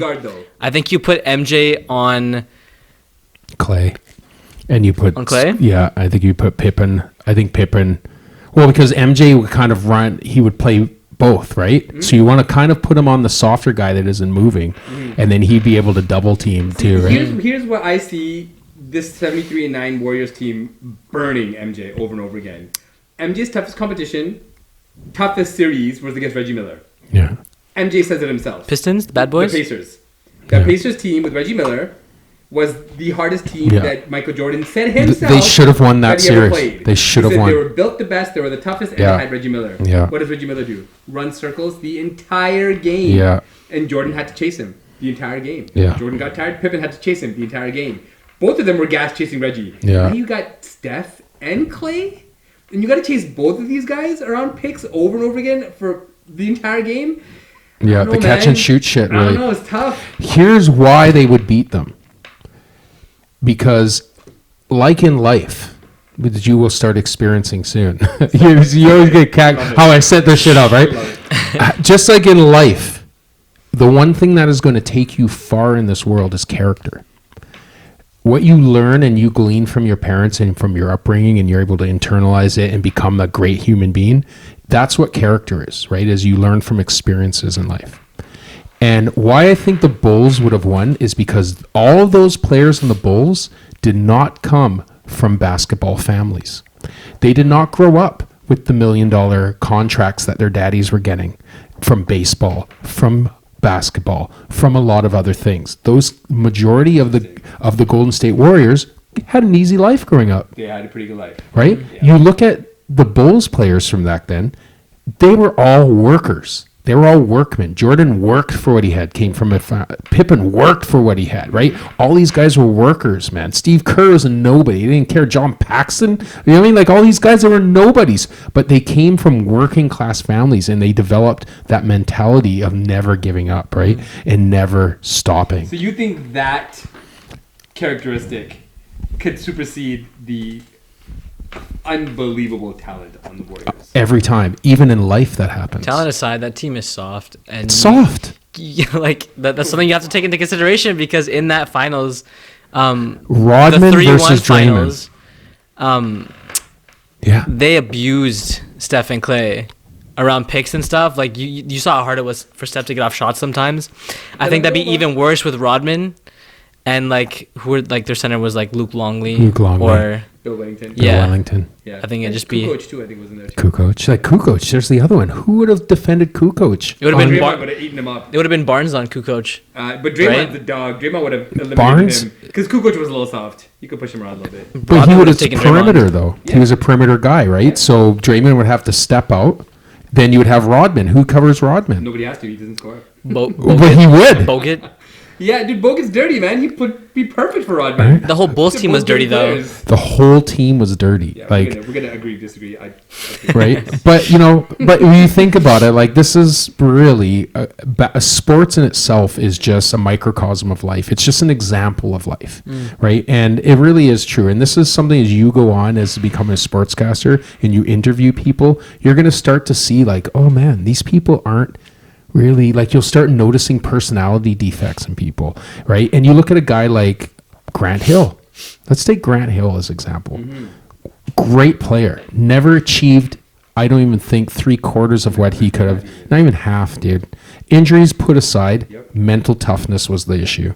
But he wasn't tough enough to make it. He grew up silver spoon, went to Duke full paid. Right. You know what I mean? Like he didn't struggle a day in his life, dude. And he was one of the great technical players of the NBA. But he was targeted as the future of the league. Huge. When he was leaving, Grant Hill was the guy. Right? But he didn't have the mental toughness, man. He didn't have and toughness is everything, man. When you go for an interview and you think you got it and they turn around and they give it to somebody else, that toughness is what makes you get up and go, okay, I'm going to go to the Sportsnet and do an interview. I'm going to go to that next place and do an interview, right?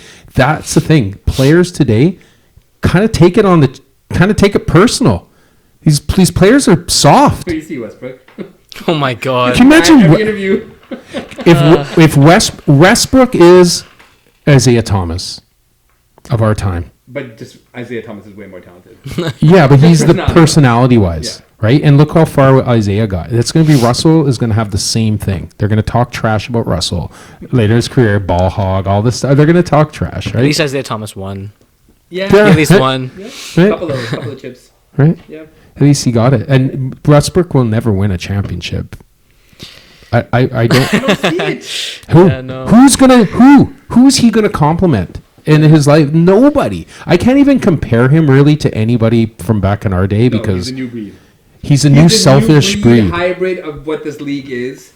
Extremely athletic, high flying, powerful. Yeah. All of these incredible athletic characteristics, but specific skill wise, I mean, you couldn't. Chris Paul is skill wise way better than Westbrook will ever be. Yeah.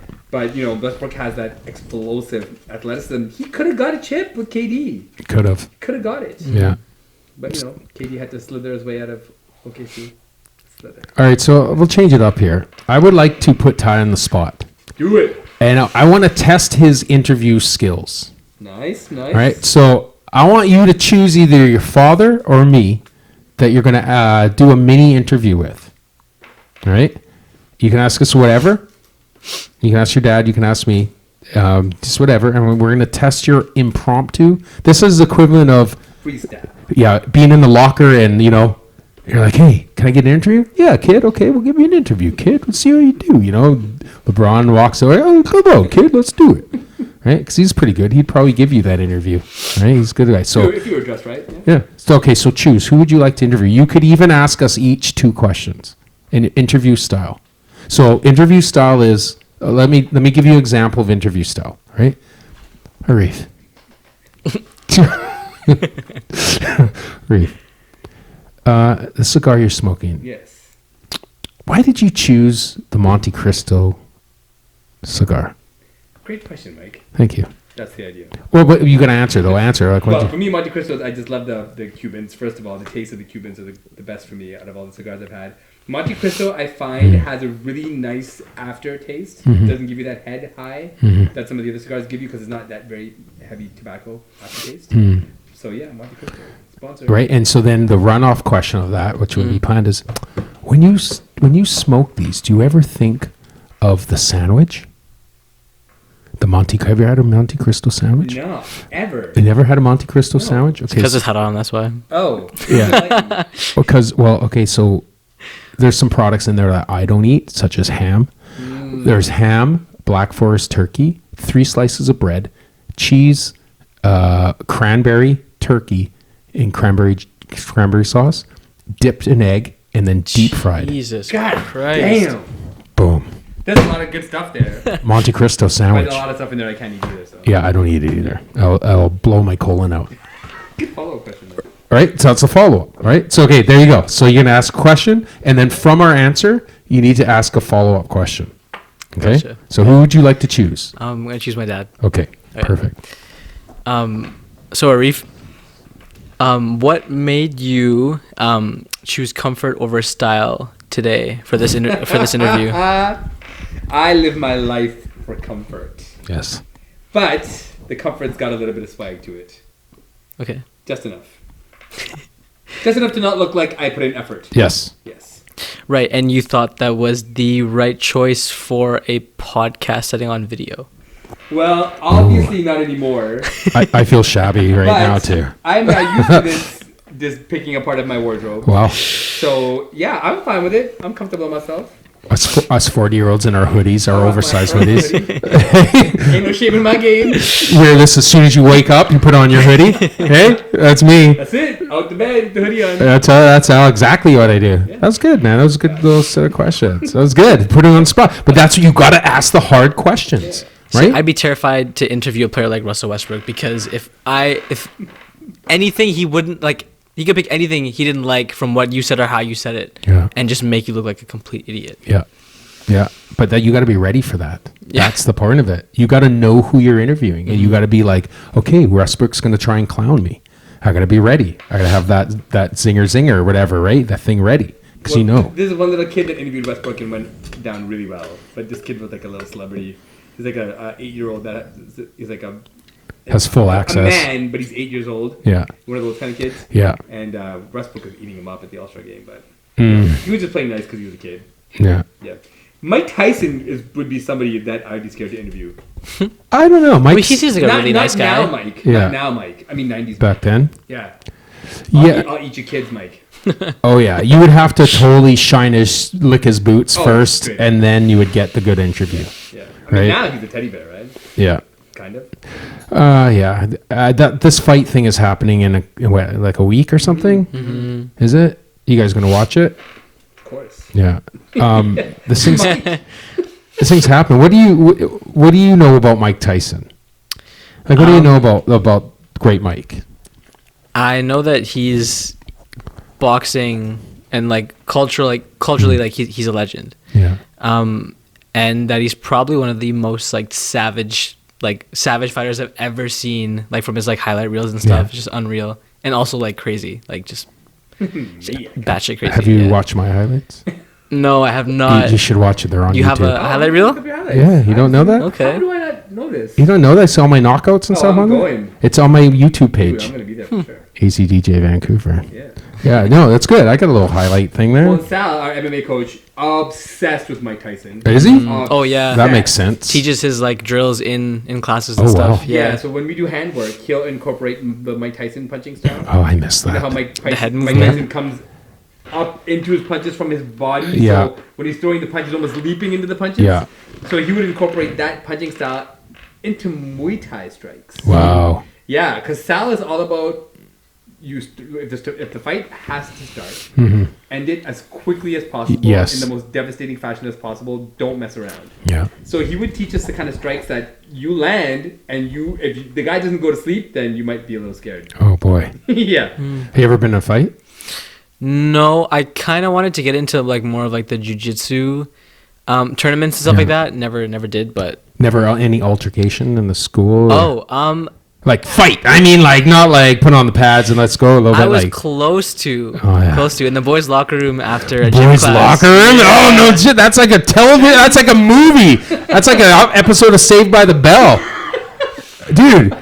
So what happened? Yeah, so this kid, he's like probably the definition of delinquent. Like, Oh, really? like his friends are his friends. I feel like because they feel bad. Yeah, that guy. Yeah, so he was kind of picking on me all gym class, just like calling out like names and stuff. We were like probably playing like a sport in gym class, and he was just being a dick, right? So afterwards in the locker room, I said something kind of like back to him, and I didn't think he'd hear, but he heard, and he got pissed off, and he pushed Punched me the from locker? behind. Oh. Pushed me from behind. So I turned around.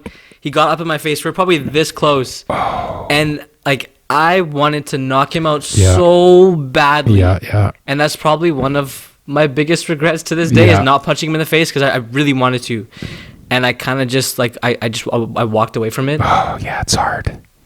That's a toughie. But whoever you are, that kid, you got saved. Yeah, probably. You got saved that day, bro. Yeah, because even after school, there happens, and then on the street somewhere, Yeah, right? well, I Like mean, this is when he could fight though. He was already in clinch training, so he could have really hurt this kid. I didn't have that level of confidence back then. I feel like if it happened now, it'd be a different story. But like this was in grade 11 PE, and even like some of the seniors in the locker room after were like, "Dude, you should have punched him." yeah, I know, right? And I Everyone's was got like, an "Yeah, opinion. I know, I should have," but I What was your didn't. first experience sparring like? It was horrible. I'm sure. It was like it's really exhilarating, probably for sure, because obviously it's not a real fight. But depending on who you go up against, Close. depending on close. who you go up against, you could have a different thing to say for each person. Yeah. But I really enjoy it. I really enjoy like the security of knowing you're not going to be knocked out, but being able to act as if it's a real fight. So throw the kind of strikes that you want to throw, and like know that it's going to come back at you, but you can defend yourself. You know how to. So Yeah, and if you just like if your style is like running around the ring, you know what I mean? Like that's a style. That's still a fight, It is, technically, yeah. right? Princess Seam. I got a long reach, man. I keep people out. I see them on the outside. Yeah. Pat. I remember fighting a lot when I was a kid. I fought a lot. And this is what led me to do the tough guy contest when I was a kid, right? But what I learned, this is a really valuable lesson. I was in a fight once and I punched a dude and it really messed him up. And it caved his face in. And yeah, it was bad. Like really bad, dude. It was a really bad fight. It was the night I met my girl. Yeah, it was the same night. I met her at a bar. Wow. It's fate. Love at the bar. Love in the club. Once upon a time. Right? Back in 92. And we were sitting here talking and the guy sat right here in the middle of us drinking his beer. He's like, sitting there like, and I'm like, hey buddy, what's your problem? He goes, you're my problem. I'm like, what? I just met my girl. I met her maybe 15 minutes before that happened. Bing, ding, ding, ding, ding. And he smashed a bottle over my head. My head's bleeding everywhere. Wow. I caved his face in, right? And then afterwards, the police asked me if I wanted to charge him because it was on camera. He assaulted me. Yeah. I'm like, no, let it go. Right? He's got half a face. We'll just call it even, right? But what I learned after that is that, oh yeah, your hands hurt and you get all cut up and you mess someone up. The best move that you can do, and I know this is like a little kung fu move or whatever, right? But it's the best move you can do. There's two moves that I like. One, step on their foot and push them. Nice. Okay? So they fall down, right? Step on their foot. Like, oh, look at the hands. Step on their foot and push them, right? Number two, stomp their foot and break it. That's one of the things we were taught in MMA class, actually, is the foot stomp. Foot stomp. Yeah. Dude, the foot stomp works every time. And if you're in real trouble, like it's a real situation, because I remember later in my life when MMA started coming out, people try to shoot you, right? Try to shoot. Yeah. Even in a street fight, it was like, that was the big term back then. Remember? Shoot fighting. Yeah. And so people try to shoot you, and you're just like, what the hell? And they fall on the ground, right? Trying to shoot you all the time. I'm like, dude, like I'm a boxer. I'm on my toes. You're not going to shoot me or whatever, right? And then I learned, like what the guy says, the guys got tougher. You go for the appendages. Like you go for the joints, right? So what I started practicing in boxing is when people would throw a jab, I'd slip it and give it an uppercut right in their elbow. And I would practice that for hours and hours on people, trying to get the timing. Back then, not now. I'm sure you still got some timing. Yeah. Oh, you know what I do have from years of boxing? Hand-eye coordination, like you would not believe. I'll hold things, drop them, and catch them. Like it's instinct. You throw something, I turn around, and I can catch it, right? Like I got this weird, like superpower catching ability, right? From that. Yeah, it's just bizarre. I said it to my girl the other day, but it's funny. I know I'm going on a tangent. I was once at a restaurant, and I'm with some people, and I was setting them up to show them how great my hand-eye coordination was, right? In my head, I was just like, I just want to show off my hand coordination, right? So I set a bottle of wine. It was a bottle, whatever, there, and I was going to pretend to knock it and then catch it, right? Dude, we're talking, and I bump it, boom, and I caught it. Oh, you did? Yeah, I did. Everyone at the table stopped what they were doing and were blown away that I just did that. You know where I learned that from? The movie Mr. and Mrs. Smith. Oh, remember? Okay. Angelina drops it and Brad catches it. Remember? Yeah. I always thought that was so cool. That's a great movie. Right? So then I was like, boop, boop, catch it. I can't do it now because I'm old. Right? I'm older. Reflexes aren't there. Right? But that was it. Do you have a go-to move?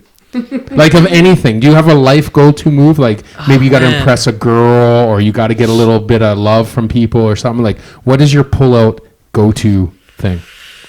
You gotta have one. You're 20, buddy. You gotta have one by now. You're 19, right? Yeah. I'm gonna find a year go-to move. That's really tough. I like to think that I'm funny, but like spontaneously funny. Yeah. So charming. Like, kind of charming, right? Yeah. Yeah, I see charm with you. So that's your go-to. And smile. Yeah. You just smile, eh? He just smiles. That's the winner. Seriously, it's real though, man. I know. Yeah, no, that's the thing. What's your go-to? I'm a dick. People just know if I'm in a room and there's a conversation, I'm gonna be the one that says the stuff that other people don't want to know. Yeah, I do see that with you. Yeah, I don't care. No, it's good to be that way. I put some knowledge into my opinion, so the unpopular opinion most of the time. Yeah, that's good. I wish I had that, man. I wish I wasn't I wish I was able to really just not care about people's feelings in the moment and say the things that I want to say. I mean, people I care about won't get that treatment ever. Yeah, I get it. Giver, right? Yeah. But if I'm surrounded by people in this conversation, I'm going to be the unpopular opinion guy. Yeah. And it's affected me negatively for sure, you know, job interviews and career opportunities. Yeah. I know it's negatively affected me, but I'm not much for compromise when it comes to that stuff. Yeah, that's fair. That's a good way to be, right? And that's how you'll find your success. For sure. Is that you'll stay really true to the game, right? Yeah. That's the key to all this, right? Well, I mean, the reason we do this, right? I mean, I went to school for this as well, right? I did radio broadcasting and TV. So it's not like I just want to talk just for the sake of talking. Yeah. I've learned how to deliver the things I want to say in a way that people can digest. Yeah. I've learned how to be able to put facts into my information so that people can get something out of what I'm saying.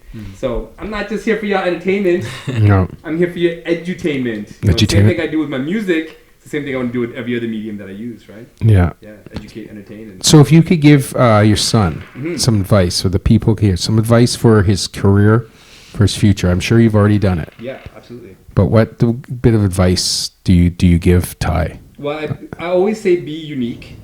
Find what makes you unique and exploit that part of your personality. Yeah. Whether it's being the goofy guy or being the numbers guy, being the stats guy, whatever separates you from everybody else, find that piece of yourself and learn how to make it the part that shines the brightest. Because that's what people are going to care about. Yeah. They're not going to care about how pretty you're on camera. I mean, girls might, some guys might. Yeah. Just to hate on you. Yeah. But the thing that makes you stand out is the thing that everybody else doesn't have. I agree. Which is That's good advice. Which is what Stephen A. Smith does, which is what Max Kellerman and Shannon Sharp and all these guys do. When you hear Mark Jackson talk, he's monotone. Yeah. He doesn't have a lot of inflection in his voice. But when he says, hands down, man down. Yeah. You know what he's getting at. Yeah. He's got a way of delivering his own unique one-liners that separate him from everybody. Yeah, that's cool. Right? So, and I create something like that for myself.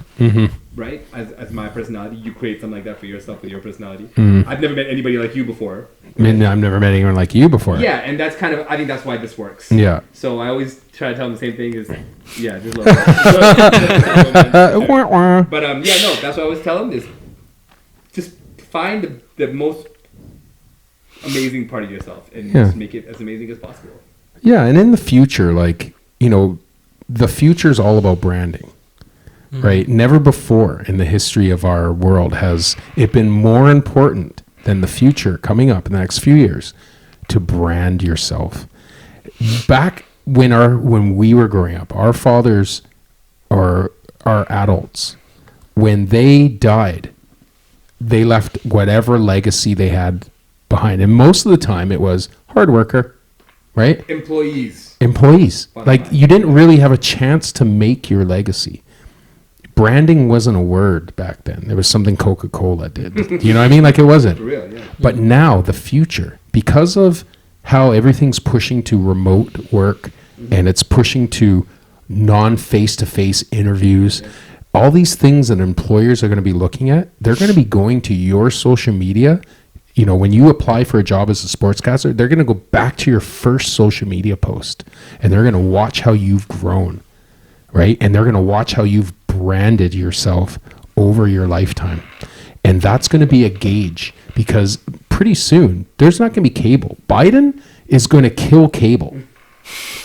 No, I'm telling you, I know we're going off on a tangent again, but Biden does not want cable companies. Yeah. He wants everything to be private, like networks, no more TV, right? That, you know, they're about the stock market, and they're about, you know, betting on brands, right? Netflix, you know, all these streaming stations that, you know, that are dependent on being public, right? You know, NBC and all these stations, they don't do anything for us. Yeah, not anymore. They don't. Yeah. TV's irrelevant. Yeah. Right? They see bigger business with these streaming networks. They're not gatekeepers anymore. Oh, dude. Everybody's their own gatekeeper. Right? So in the future, everything's going online. Everything, man. The internet is it's going to be so important coming. Do you see the value of social media? Oh yeah, huge. It's like I mean I spend most of the time of my day on social media. So even us, like you're a dad and I, like we're on a branding mission right now. And what I learned the other day really reinforced what I was saying to you on the phone about us branding ourselves. Like where we are at 40, looking to do what he's doing at 20. So we are behind an 8 ball a little bit, but not really. The only thing that really puts us at a disadvantage is if we didn't know social media. Yeah. Right? Facts. Right? Pretty much. That's disabling. Yeah. You can be in the future for us, like the near future, because we don't have much time left. But in the near future, they're going to come back and they're going to look at all of our social media. Right? They're going to be like, oh, okay, here's these guys, you know, let's look and see what they've been announcing and talking about, because that social media is the ultimate branding. These kids who go on it young and post all this stupid shit have no idea how that's going to haunt them when they turn 20 and try to get a job. Your digital footprint, that's what it's all about. It is. And it's so important that you are able to brand yourself, and your branding is basically your reputation. Is what do you want your reputation to be? Yeah. Right. And that's all that's going to matter, man. And in the future, like, it's great because for you, it's great because you're going to have a dad and you're going to have other people that are going to understand business and be able to be like, okay, do this and that, right? Like we have advantages, even though we have disadvantages. We have a lot of advantages, but the key of it all is, you know, is making yourself somebody that is desirable. Yeah, and to do that, you have to have the desire. Yeah. Right? It's very easy totally to just walk through the motion of doing things to get to an end goal. Yeah. And not having the desire to, like, create your avenue and create your lane. Yeah. Right? Because, like we said, gatekeepers don't matter anymore. No, they don't. ESPN's still the top dog, but you can have your own independent, successful show with no backing at all. Totally. Right? It's been done. We've seen it happen over and over again. Yeah. I just don't think there's been one done that's specifically a sports type show. Not really. Like, you know. Like a YouTube channel. I mean, All the Smoke is pretty dope, but they're established NBA veterans that have that show. Yeah. Right? Like, remember what I told you about the Dan Patrick show about the people going on or whatever?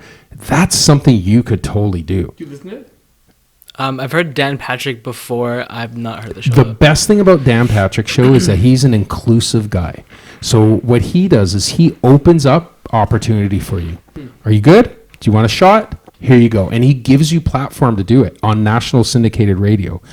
They had this one guy on the Dan Patrick show forever. He was a Dallas Cowboys fan. Shay from Dallas. Shay from and anyways, he's from Dallas. And this guy would come on. He was like, "Oh, rednecky." You could tell he's this big white boy, cornbread, right? Like he's got the total farm boy talking. Just a dud. But that guy was on for a year on that show. He got so much exposure. His social media took off. Right. If he wanted to be like a sports announcer or whatever, he would have done it. And dude, he was not good. He has a fan base, and he would have totally done it, right? And I was thinking, like, you know what people don't do on the show is they don't give the Canadian report, right? A lot of sports in Canada, man. A lot of respected sports, right? But on these American shows, they only get American content. So if you were a Canadian person who is willing to put in a once a week call into the talk about Canadian sports and about Canadian athletes and find angles like Nick Wright does to find great angles on different stories, you know what I mean? You would be 100% exposed on that show. That is what that show is all about. I think the biggest lane right now for Canadians would be MMA, because the amount of MMA talent in Canada alone is phenomenal. Every MMA gym in the Lower Mainland has guys that are on the brink of being pros, right? So if you really want to chase that, MMA would be a spot. And we know so many MMA fighters that are already kind of building their brands. A few that we're going to get on the Phrase Podcast as well, obviously, in the next little while. But MMA would be it, man. But is it a limited audience? In sports, like, are you gonna talk to the girls? Are the girls gonna want to? Well, I mean, I think the beautiful thing about MMA is there's a lot of women that train. There's a lot of women that fight. Yeah. So there are women that are gonna listen. Yeah. And a lot of these MMA fighters, for some reason, are guys that could be models as well. So they have the appeal, you know, to be something that women want to look at. Yeah. So that's obviously not all women care about, but there is an appeal to a guy. There is an appeal to a guy that can shit kick. Yeah. And is a good-looking guy. Yeah. And is intelligent.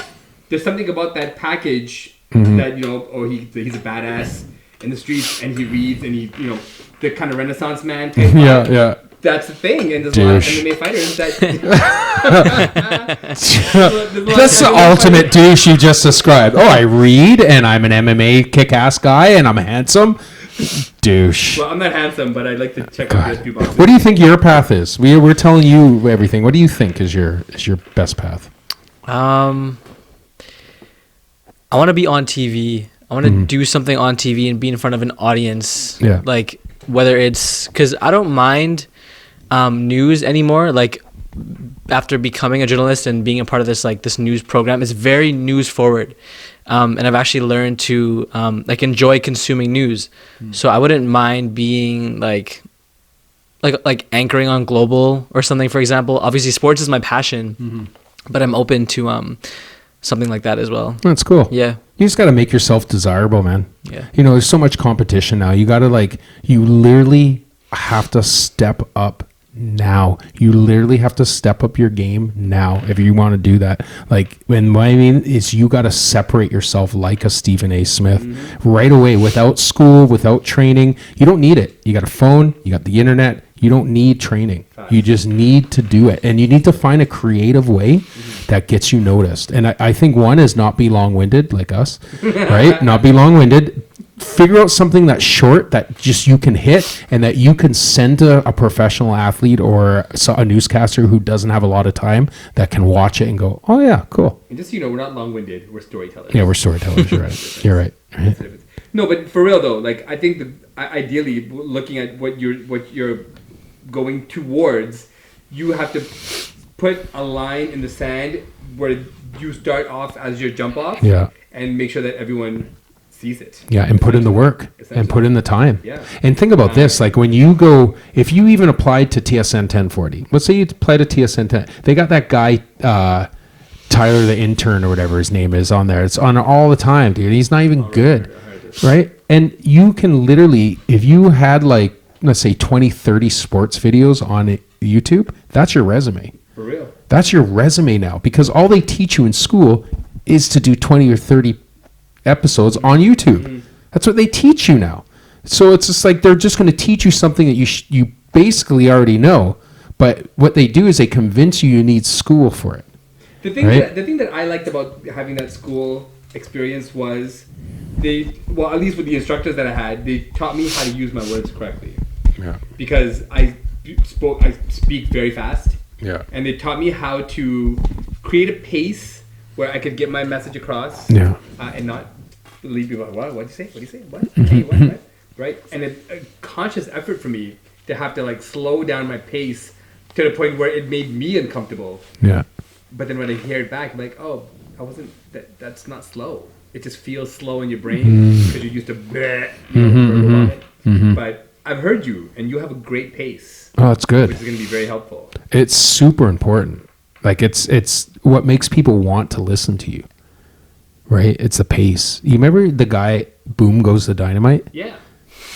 Do you know him? Love that video. Hey? Oh my God. Love it. Buddy, that guy went so far with that stupid video. Boom Goes the Dynamite. Right? He was so white and nerdy. It was awesome. But he figured it out and he became a sportscaster. You know what we should do when the NBA season starts? Is do a game night, turn off their audio, and commentate the game. That's pretty cool.